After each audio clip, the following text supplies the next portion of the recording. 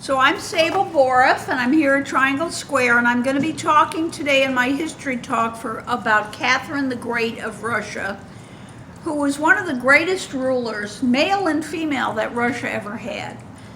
And she's known for a lot of sex escapades, but I'm going to talk first about what are the great things she really did, because she was a extremely capable ruler of Russia, one of the greatest ones they ever had. So she was born in 1729 as part of Prussia, which was now Poland today. She was not Russian. She was nobility. Her name was Sophie when she was born. She adopted the name Catherine when she came to Russia and married Peter III, who was the grandson of Peter the Great. And he was the Tsar of Russia at the time. And she wasn't Russian, but when she came to Russia, she embraced the Russian culture. She studied Russian. She learned the language. She embraced Russian culture. She really immersed herself in the country. And her husband, Peter III, was cruel. He was a drunk. He was very immature, very incompetent to be a ruler. He used to play with toy soldiers. He worshipped, he loved the military, but he worshipped Prussia, who was a big enemy of Russia, what is currently Germany. Prussia was in the German, but they had a whole empire. But he worshipped Prussia, and he hated Russia. And he was a very incompetent ruler, and she had a son fairly soon named Paul. However, it's questionable whether Peter was actually Paul's father, because it's questionable whether he could even father children, or that he was impotent, because he was very screwed up and very nasty to her and everybody else. But Paul was the heir to the throne. And there's a question that his father may have been one of her military, a military officer, that she was asked to have the affair with the military officer because they had to have an heir, and it didn't look like Peter was going to come through. So that was her first lover, probably. But in 1762 there was a coup, and what happened was Peter ended the war with Prussia, giving all the advantages to Prussia and really betraying Russia in the process, and all the nobility really hated him anyway, and now they really turned against him. And probably with Catherine's instigation and help, they deposed him. And soon after, and they made her the Empress of Russia, and she was the sole ruler because Paul was too young, her son. And so she took over, and they actually arrested the Tsar. And shortly thereafter, the brother of her lover at the time killed Peter, so he wasn't a threat to take over the throne again, because he would have been a threat forever if he'd still been alive. So at that time, which was, let me get the date, 1762, she was 33 years old. She ruled Russia. She never married again, although she had 3 more children by different men. But she was 33 years old, and she ruled Russia for 34 years until she was 67, when she died of a stroke, but we'll talk about that later. And she was the longest ruling female ruler of Russia.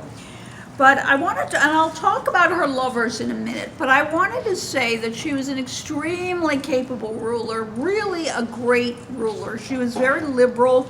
And I'm going to talk about some of the things she did, because she was amazing. She led Russia into a golden age. She, first of all, made Russia a world power when they were not.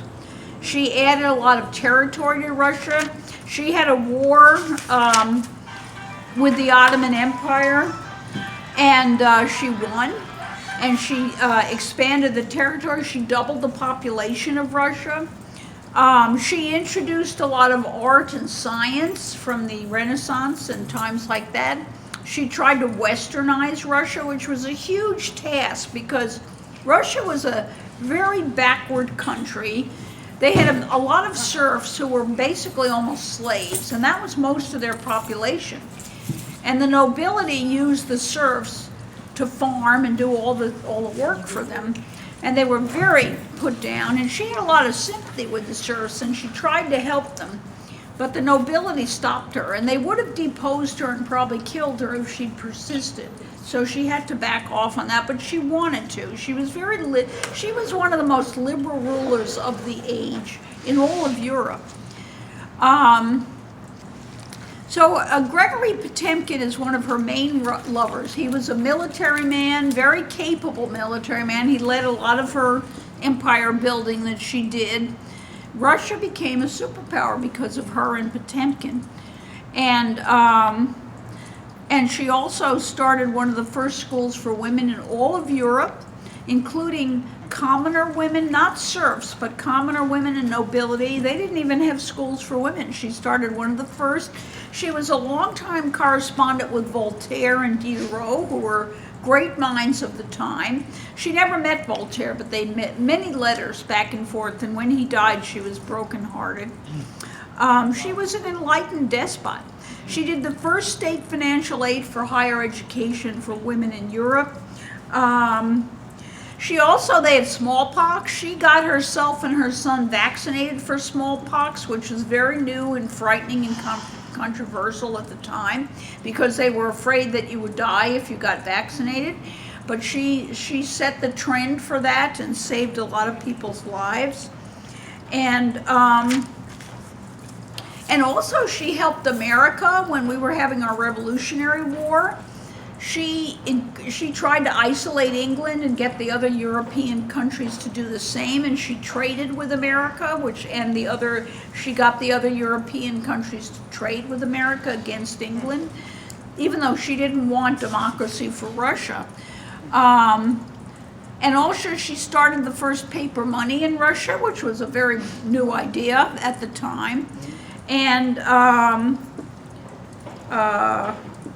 so she did a lot of good things, and she wasn't able to help the serfs very much, because, as I said, the nobility really would have turned against her, because they were like the southern slave owners. They relied on the serfs. They didn't want to have to pay them a living wage, because they would lose, they wouldn't be able to be rich if they had to pay them a living wage. So now Potemkin was her longtime lover. When she was 60 years old, he eloped with a 16-year-old maid of honor, right, and really shaming her, and married this maid of honor who was 16 years old. And the Catherine was so mad at him that she threw him out of court, and she sent soldiers disguised as women to get this young girl that Potemkin had married and whip her with whips. She didn't kill her, but she was pretty mad about that. But he'd been her lover for quite a while. But mostly she was very generous to her lovers. She gave them land and titles and honors. She gave them serfs, which is like slaves. And also this is some of the fun stuff. So Catherine had 12 lovers in her life, which really isn't that a lot. She lived to be 67. And most of them, when she was in her 60s, her lovers were still in their 20s. They were usually young military men, which was very scandalous at the time. But there was another Countess Bruce, who was a woman, who tested Catherine's men before she slept with them. So she would test them out, and then she'd tell them what Catherine liked and didn't like, so they'd be all ready in the ins and outs of being the lover of the Empress. That's fabulous. How did she know? But well, apparently they were good friends. But then that ended when Countess Bruce slept with Catherine's young lover, Rimsky-Korsakov, who was an ancestor of the composer. It wasn't the composer, but it was an ancestor. And when Countess Bruce slept with him, she exiled them both from the court. She was pretty mad about that. But anyway, now the rumors of her death, as I said, she lived to 67. Her last lover, I have his name here, Count Zubov, was 40 years younger than she was when she was 60. And There's a rumor that she died while having sex with a stallion, which is not true. She actually had a stroke on the toilet and died in bed. Sorry about that. But I wanted to say that, you know, she was a very capable, competent ruler. She never remarried because she wanted to be the boss. And that was the same thing as Queen Elizabeth I, why she never remarried, because the minute there was a man in there, it's all over. And she was very happy with her boyfriends, who she could get rid of whenever she wanted to. But she was very nice to them. She didn't turn against them unless they really asked for it. But she gave them land and titles and money and went on to the next one. So they said she had pictures of her, portraits of her lovers in all the rooms of the palace. And she also had a table or a bureau was carved with erotic things like penises and things. And that, you know, I don't know if that was true or not, but it was a rumor. But you know, these rumors about her being very promiscuous, first of all, at that time, which was, you know, 1796, the women were supposed to be subservient. They weren't supposed to rule anything. It was very unusual. You'd even have a woman with power at all. And women in general weren't supposed to fool around and have affairs. Only the men were allowed to do that. So they circulated these rumors about her because of jealousy, I think, because all the great women rulers of history had to deal with this. And that's what they did with Cleopatra too. They said she was a witch and a temptress and a slut and all this stuff. But really it's because she was a woman and she was capable and competent. And the men were jealous, and the men wrote the history books, especially after the woman was dead. They did the same thing with Hillary Clinton, although not about sex. But she was cut down a lot for different things. Hillary Clinton was, that would have been admirable. Had she been a man, they would have said, good, great, go for it. So women in power have always had to cope with this all throughout history. And the history is, you know, like Cleopatra's history was written by the Romans, who were her enemies. They hated her. And also Catherine the Great's, these rumors were written by men who were probably jealous of her. So, and then when she died, her son Paul was very incompetent, and she was trying to write him out of the succession, but she died before she could do it.